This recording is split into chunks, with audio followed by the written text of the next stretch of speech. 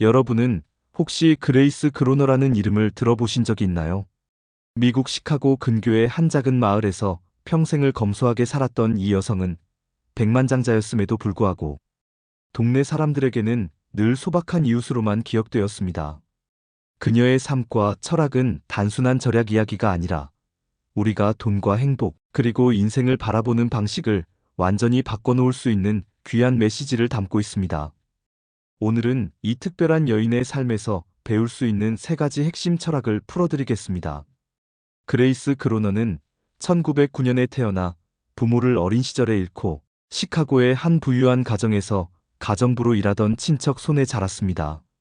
그녀는 대학에 다니기 위해 특별한 장학금을 받았고 졸업 후에는 에번 연구소라는 의학 연구기업의 비서로 취직했습니다. 여기서 그녀의 인생을 바꾼 중요한 사건이 일어납니다. 1935년 회사에서 직원들에게 주식 3주를 특별 보너스로 지급했는데 대부분의 직원이 이를 곧바로 팔아 생활비로 썼지만 그로너는 팔지 않고 그냥 가지고 있었습니다. 이 3주가 수십 년 동안 배당금과 주가 상승으로 불어나 결국 수백만 달러가 되었던 것입니다. 이 첫 번째 이야기에서 우리가 배울 수 있는 것은 시간이 주는 복리의 힘을 신뢰하는 것입니다. 그로너는 재테크 전문가도 투자 고수도 아니었습니다. 그저 한 번 산 주식을 팔지 않고 욕심내지도 않으며 필요 이상으로 소비하지 않았을 뿐입니다. 하지만 이 단순한 습관이 평생의 재정적 안정과 나눔의 기회를 만들어 주었습니다. 우리도 여기서 중요한 깨달음을 얻을 수 있습니다. 당장 눈앞의 이익보다 시간이 만들어내는 장기적인 가치를 바라보는 안목이야말로 진정한 부를 만드는 첫걸음이라는 점입니다. 두 번째로 주목할 점은 그녀의 생활 방식입니다. 그로너는 부유해진 이후에도 여전히 작은 집에서 살았고 대중교통을 이용하며 새 옷을 거의 사지 않았습니다. 식사는 소박하게, 여가 시간에는 산책이나 봉사활동을 즐겼습니다. 어떤 사람들은 그렇게 돈이 많은데 왜 그렇게 아껴 쓰냐고 물었지만 그녀의 대답은 늘 같았습니다. 나는 필요한 것이 이미 다 있어요. 이 말 속에는 현대인들이 잊고 사는 깊은 철학이 담겨 있습니다.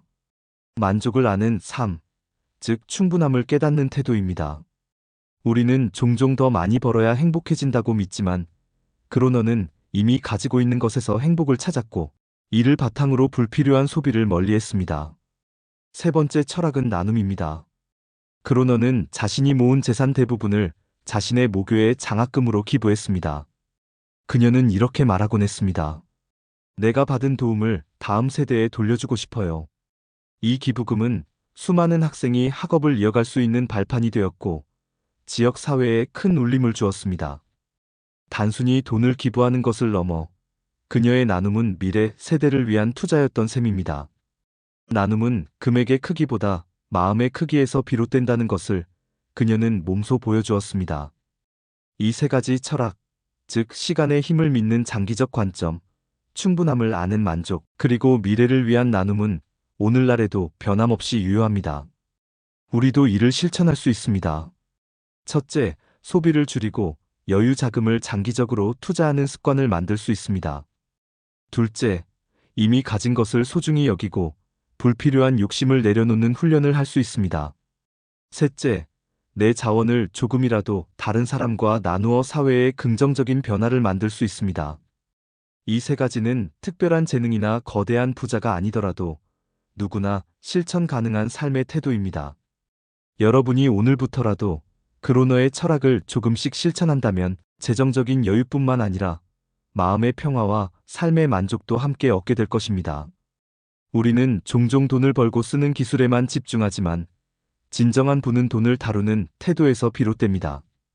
그레이스 그로너가 남긴 삶의 메시지는 바로 그 태도를 바꿔주는 나침반과 같습니다. 오늘부터 작은 변화로 시작해 보시기 바랍니다. 그것이 결국 평생의 변화를 만들어낼 것입니다. 그레이스 그로너의 삶을 조금 더 깊이 들여다보면 그녀의 철학이 단순히 돈을 아끼는 절약 정신에서 비롯된 것이 아니라는 것을 알 수 있습니다. 그녀는 돈을 어떻게 쓰느냐보다 내가 원하는 삶이 무엇인가를 먼저 정의했습니다.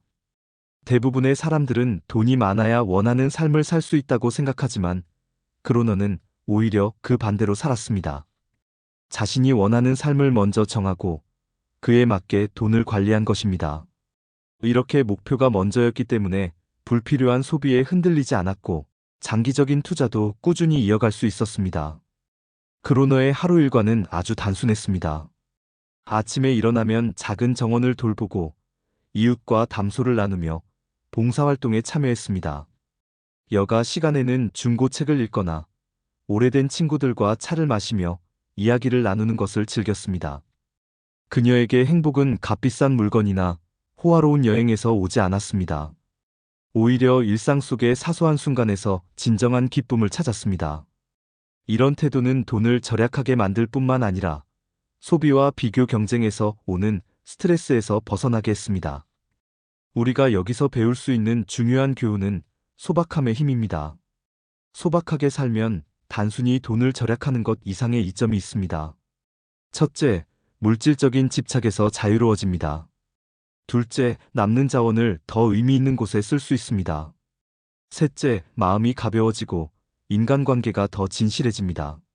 실제로 심리학 연구에서도 물질 중심의 가치관보다 경험 중심의 가치관을 가진 사람들이 삶의 만족도가 더 높다는 결과가 있습니다. 그로너는 이를 몸소 실천한 사람이었습니다. 또한 그녀의 장기 투자 습관은 놀랍도록 단순했습니다. 요즘처럼 하루에도 수십 번 주가를 확인하고 사고 파는 것이 아니라 한 번 투자하면 오랫동안 묻어두는 방식을 선택했습니다. 이런 방식은 시장의 단기 변동에 흔들리지 않고 복리의 마법을 최대한 활용하게 해줍니다. 실제로 워런 버핏 같은 전설적인 투자자도 성공적인 투자의 핵심은 장기 보유라고 말합니다. 그로너의 사례는 투자에 대한 두려움이 있는 사람들에게 꼭 전문가가 아니어도 장기 투자로 부를 쌓을 수 있다는 희망을 줍니다. 그로너의 나눔 철학도 특별합니다. 그녀는 기부를 일회성이 아닌 지속 가능한 형태로 만들었습니다. 예를 들어 모교의 장학기금을 설정할 때 원금을 그대로 두고 이자가 계속 장학금으로 쓰이도록 했습니다.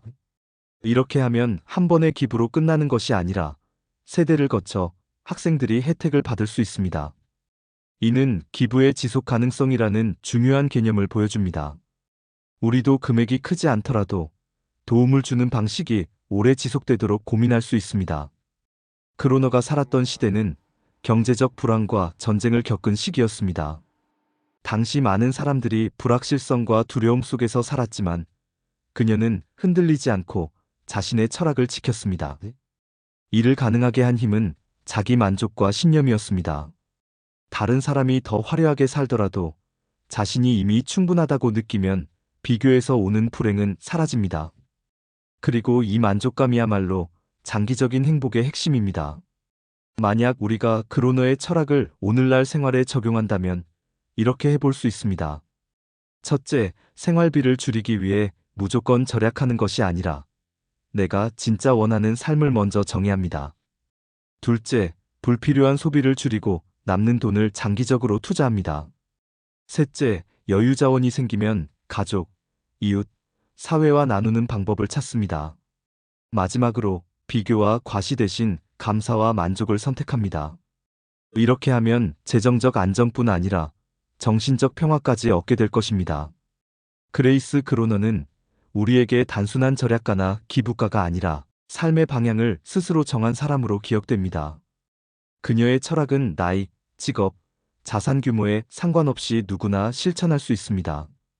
오늘 하루 여러분도 자신의 삶에서 충분함을 느끼는 순간을 찾아보시기 바랍니다. 그리고 그 순간을 지키는 것이 진정한 부의 시작이라는 것을 기억하세요. 그레이스 그로너의 삶이 특별히 울림을 주는 이유는 그녀가 보여준 가치들이 오늘날처럼 소비가 과잉된 사회에서 더욱 절실하게 다가오기 때문입니다. 우리는 하루에도 수십 번 광고를 보고 SNS를 통해 다른 사람들의 소비 패턴을 접하며 무의식적으로 나도 저렇게 해야 행복해질 수 있다는 생각을 하게 됩니다. 하지만 그로너는 전혀 다른 길을 선택했습니다.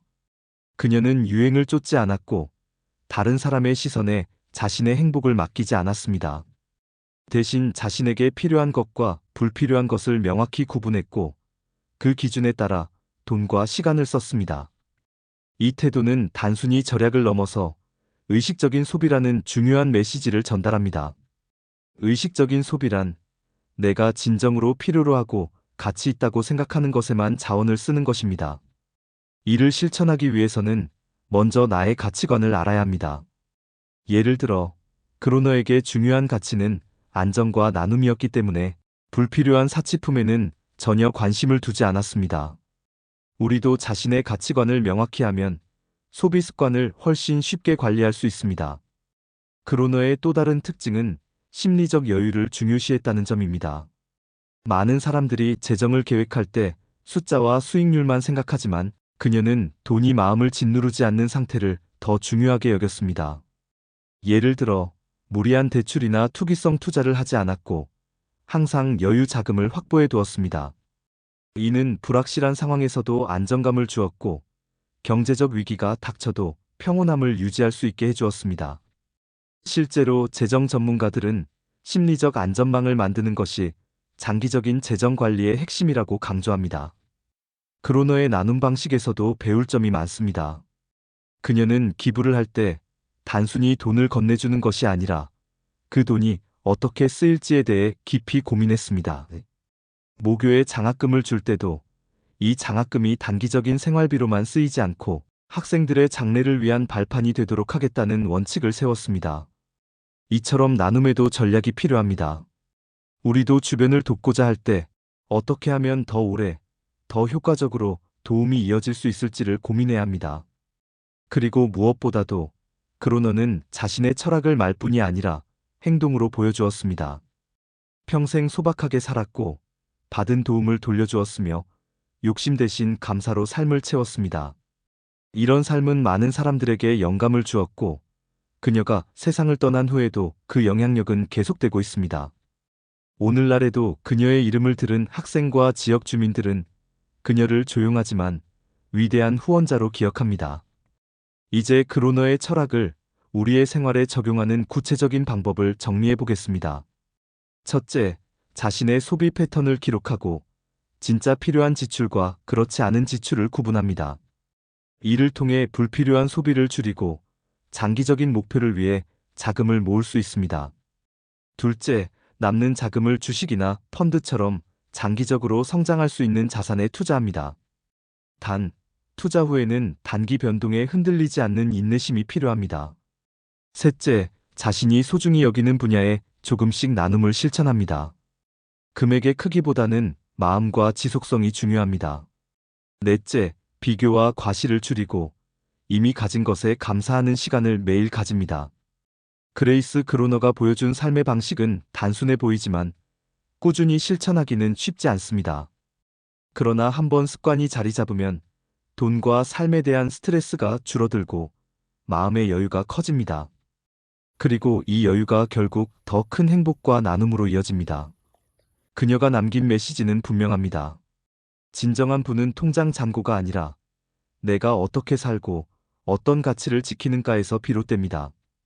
우리도 오늘부터 이 철학을 조금씩 실천한다면 언젠가는 그녀처럼 조용하지만 위대한 삶을 살 수 있을 것입니다. 그레이스 그로너의 이야기는 단순한 인물 전기가 아니라 우리의 삶을 돌아보게 만드는 거울과 같습니다. 그녀는 거창한 계획이나 대단한 재능 없이도 작은 선택과 꾸준한 습관만으로도 삶의 방향을 완전히 바꿀 수 있다는 것을 보여주었습니다. 많은 사람들이 불을 쌓는 방법에 대해서는 관심이 많지만 불을 어떻게 지키고 그것을 어떻게 의미 있게 쓰는지에 대해서는 깊이 고민하지 않습니다. 그러나 그로너는 부의 본질을 꿰뚫어 보았습니다. 돈은 도구일 뿐이고 그 도구를 어떻게 사용하느냐가 삶의 질을 결정한다는 사실을 평생의 삶으로 증명했습니다. 우리가 그녀에게서 배울 수 있는 첫 번째 실천 포인트는 목표가 분명한 재정 관리입니다. 그로너는 단순히 돈을 모으기 위해서가 아니라 자신이 원하는 삶을 안정적으로 유지하고 남들에게도 도움을 줄 수 있는 상태를 만들기 위해 돈을 관리했습니다. 목표가 명확하니 유혹에 흔들리지 않았고 단기적인 만족보다 장기적인 가치를 선택할 수 있었습니다. 우리도 목표가 분명하면 불필요한 지출을 줄이고 필요한 곳에 집중적으로 자원을 배분할 수 있습니다. 두 번째는 소유보다 경험을 중시하는 삶입니다. 그녀는 물질을 쌓는 대신 소박한 일상과 인간관계에서 오는 기쁨을 선택했습니다. 이웃과의 대화, 자연 속 산책, 봉사활동, 독서 같은 활동이 그녀의 삶을 풍요롭게 했습니다. 이는 심리학적으로도 입증된 행복 전략입니다. 비싼 물건을 사는 기쁨은 시간이 지날수록 줄어들지만 경험에서 오는 행복은 시간이 지나도 그 가치가 더해집니다. 세 번째는 나눔의 지속성입니다.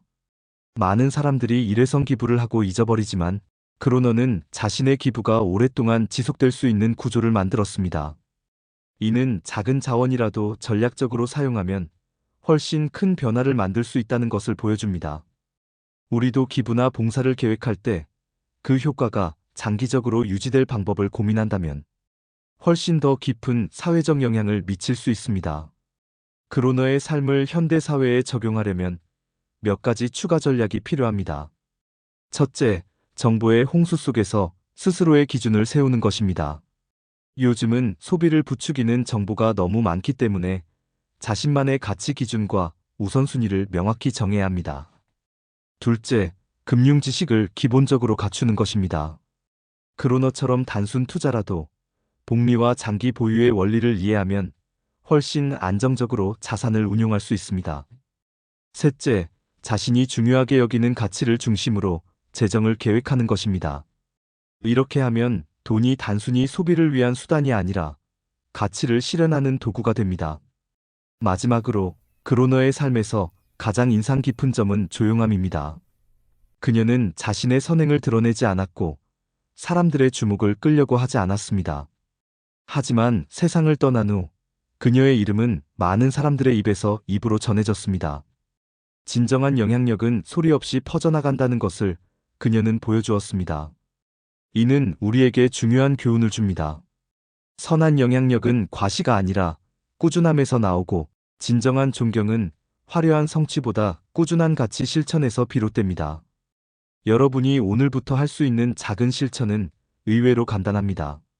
하루 5분 동안 자신의 소비를 돌아보고 정말 필요했던 소비와 그렇지 않은 소비를 구분하는 것부터 시작하세요. 한 달에 한 번은 장기적인 목표를 점검하고 투자나 저축의 방향이 그 목표와 일치하는지 확인하세요. 그리고 매달 작은 금액이라도 자신이 믿는 가치나 사람을 위해 나누어 보세요. 이런 작은 행동들이 모이면 크로너가 보여준 조용하지만 강력한 삶을 여러분도 살아갈 수 있을 것입니다. 그레이스 크로너는 우리에게 이렇게 속삭이는 듯합니다. 행복은 많음이 아니라 충분함 속에 있다. 오늘 이 말을 마음에 새기고 여러분의 삶에서 충분함을 찾아보시기 바랍니다. 그 순간부터 여러분의 인생은 이미 더 풍요로워질 것입니다.